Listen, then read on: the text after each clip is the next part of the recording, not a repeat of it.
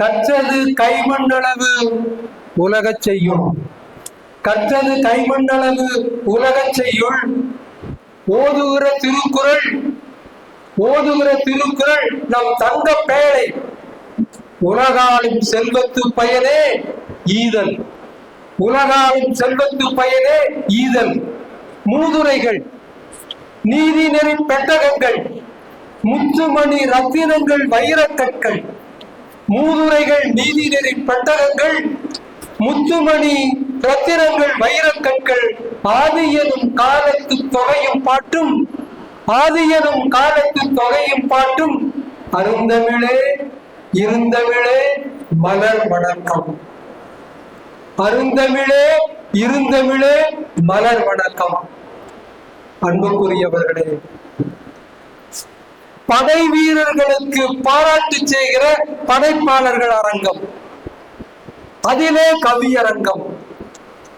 எங்கள் மதிப்புக்கும் பாராட்டுதலுக்கும் உரிய மரபின் மைந்தர் முத்தையா அவர்கள் அழகான தலைமையிலே உணர்ச்சி மிகுந்த கவிதைகள்.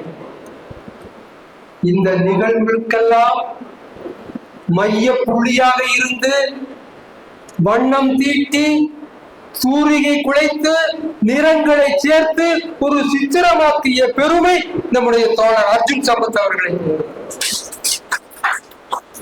ஒரு 15-17 ஆண்டுகளுக்கு முன்னாலே செஞ்சிலுவை சங்கத்துக்கு முன்னாலே தமிழை முன்னிலைப்படுத்திய ஒரு ஆர்ப்பாட்டம்,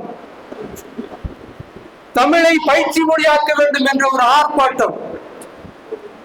அந்த ஆர்ப்பாட்டத்திற்கு ஒரு கவிஞனாக என்னை அழைத்து அந்த ஆர்ப்பாட்டத்துக்கு நீங்கள் தலைமை தாங்குங்கள் என்று சொன்ன அந்த பேரு எனக்கு இருக்கிறது. அந்த நட்பு இன்றைக்கும் தொடர்ந்து கொண்டிருக்கிறது.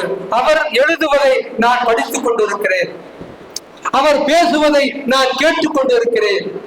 அதே போல நான் எழுதுவதையும் அவர் பின்தொடர்ந்து பார்த்து கொண்டிருக்கிறார். அது எனக்கு பெருமையாக இருக்கிறது. அன்புக்குரியவர்களே, அர்ஜுன் சம்பத்தனுடைய களப்பணி தமிழ் என்ற புள்ளியிலே தொடங்கி இருக்கிறது. நன்றாக நினைவு கொள்ளுங்கள், அர்ஜுன் சம்பத்துடைய களப்பணி தமிழ் என்ற புள்ளியிலே தொடங்கி இருக்கிறது. அது வளர்ந்து வளர்ந்து நகர்ந்து இன்றைக்கு தேசியம் என்ற புள்ளியாக வளர்ந்து இருக்கிறது.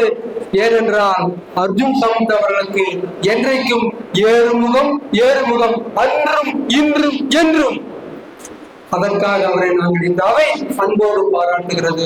அன்புக்குரிய பெருமக்களே, ஆபரேஷன் செந்தூர், ஆபரேஷன் செந்தூர் அது தமிழனுக்கு பெருமை என்னவென்றால், தமிழுக்கு பெருமை என்னவென்றால் அந்த செந்தூரம் என்ற சொல் அழகான தமிழ் சொல். இந்த ஆபரேஷனுக்கு தமிழ் கொடுத்த கொடை செந்தூரம் என்ற அழகான சொல்லை நாம் தமிழ் வழங்கி இருக்கிறது. நாம் பெருமைப்பட வேண்டிய இந்த சொல் பிரதமர் அவர்களுக்கும் படை தளபதிகளுக்கும் இந்த சொல்லை தேர்ந்தெடுமைக்காக தமிழ்தாய் வயிற்றிலே பாலூற்றியதை போன்று தமிழன்னை மகிழ்ந்து கொண்டிருக்கிறாள் என்பதை பார்க்கிறோம். அன்புக்குரியவர்களே, ஆபரேஷன் செந்தூர் அதற்கு முன்பு, ஆபரேஷன் செந்தூர் அதற்கு பின்பு இரண்டாக பகுத்து பாருங்கள். ஆபரேஷன் செந்தூருக்கு முன்பு இந்தியா படை வலிமையிலே, போர் ஆற்றலிலே 4வது, 5வது, 6வது இடம். அன்புக்குரியவர்களே, இன்றைக்கு ஆபரேஷனுக்கு பின்னாலே உலகம் சொல்லுகிறது, அமெரிக்கா சொல்லுகிறது, ஐரோப்பா சொல்லுகிறது, ஏன் சீனா மனசுக்குள்ளே சொல்லுகிறது, உலகத்திலே இந்திய படை வீரர்கள் முதல் இடம். மறுப்பதற்கு எதுவும் இல்லை. அந்த ஆற்றல் நம்முடைய படை வீரர்களுக்கு இருக்கிறது. சாதித்து காட்டி இருக்கிறோம். பேச்சிலே இல்லை, செயலிலே சாதித்து காட்டி இருக்கிறோம் என்பதை நாம் பார்க்கிறோம். ஆபரேஷன் சிந்தூருக்கு முன்னால் அமெரிக்க படைத்தளபதியினுடைய முன்னாள் செயலாளர் சொன்னார், ஏன் இன்னும் தயங்கி கொண்டிருக்கிறது பாரதம்?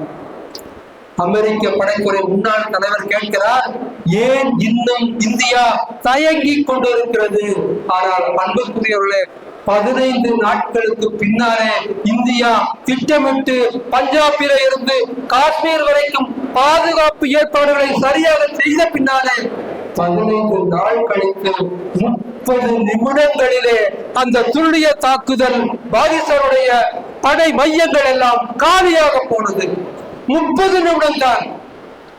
பாகிஸ்தானுடைய அந்த ரேடார்கள் இயங்கவில்லை, நம்முடைய விமானங்களை பார்க்க முடியவில்லை, தாக்க முடியவில்லை என்றால் அந்த வெற்றி இந்தியம் பாரதம் என்ற நாட்டுக்கு சொந்தமானது. அதை நாங்கள் பாராட்டுகிறோம், அதை படைப்பாளர்கள் பாராட்டுகிறார்கள் என்பதை நாம் பார்த்துக் கொள்கிறோம். அன்புக்குரிய பெருமக்களே, பங்களாதேஷ் என்ற ஒரு நாட்டை பாகிஸ்தானிலிருந்து பிரித்து இந்திரா காந்தி அம்மையார் வரலாற்றிலே ஒரு பதிவு செய்தார் இல்லைங்களா? அது ஒரு வரலாற்று பதிவு. இந்திரா காந்தி அம்மையார் பங்களாதேஷை பிரித்தது ஒரு வரலாற்று பதிவு. ஆனால் அதை காட்டிலும் இன்றைய சூழலில், நவீன சூழலில் இந்தியா பலுசிஸ்தானை பிரித்து சாதித்து காட்டி இருக்கிறது. இது மிகச்சிறந்த வரலாற்று பதிவு என்பதை இன்றைக்கும் என்றைக்கும் வரலாறு எழுதி கொண்டு பதிவு செய்து கொண்டே போய்கொண்டிருக்கிறது என்பதை பார்க்கிறோம். அப்படிப்பட்ட படை வீரர்களை, ரத்தம் சிந்தியவர்களை, தியாகிகளை தமிழகம் உட்பட பாரதம் முழுவதும் பாராட்டுகிறது. இதே நமக்கு அரசியல் இல்லை, மாற்று சிந்தனை இல்லை, மாற்று சித்தாந்தம் இல்லை.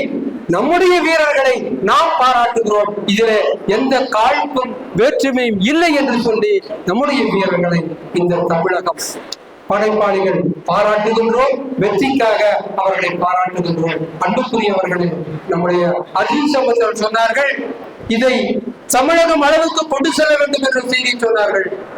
நான் ஒரு செய்தியை சொல்லிக் கொள்கிறேன். அன்புக்குரியவர்களே, 400 கவிஞர்களை தேர்வு செய்யுங்கள், 400 கவிஞர்களை தேர்வு செய்யுங்கள், கவிதைகளை கேளுங்கள், கொடுப்பார்கள்.